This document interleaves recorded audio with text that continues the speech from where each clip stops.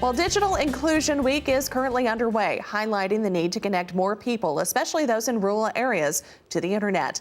Connected Nation is a nonprofit developing strategies to close that digital equity gap in communities across the United States. Joining us now is Connected Nation Director of Digital Inclusion, Heather Gate.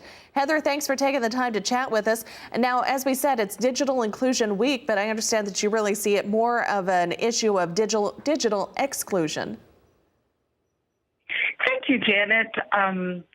So Digital Inclusion Week is a great time to celebrate our successes as nonprofits that have been dedicated to ensuring that all people have access to high-speed internet and related tools and resources.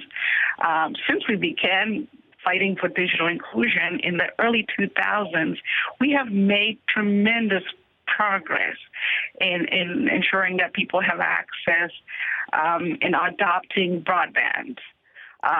In 2000, when we began, only about 1% of the population had access to home broadband, according to the Pew Research Center, and less than 50% of the population were adopting internet. Well, today, we have over 70% of the population having access to home broadband and 90% of them adopting this technology at home.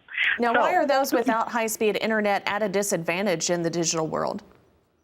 Yes, and so I think one of the critical things that we need to do during this Digital Inclusion Week is examine the perils of digital exclusion. What does it mean to be excluded from the digital revolution?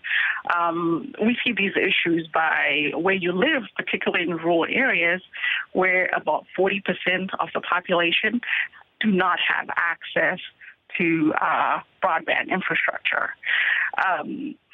And so the issue there with this exclusion is that these people are not able to successfully participate in this new digital economy where employers now, the employers offer jobs opportunities online, and schools are relying on students to be able to use the internet at home in order to be able to do homework.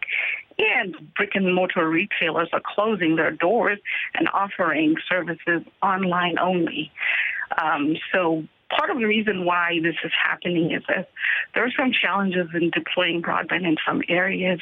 And as nonprofits in that field, part of our strategy is to really approach this problem from three very critical areas.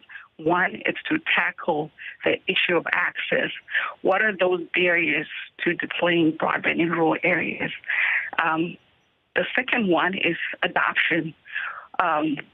What are those barriers to adoption? And as far as we know, some of the barriers include training on how to meaningfully use tools and resources that are available online and how to meaningfully use those resources. Well, Heather, thank you very much for joining us. We appreciate it. Again, Heather Gate with Connected Nation joining us from Lexington, Kentucky. For more information, go online to connectednation.org.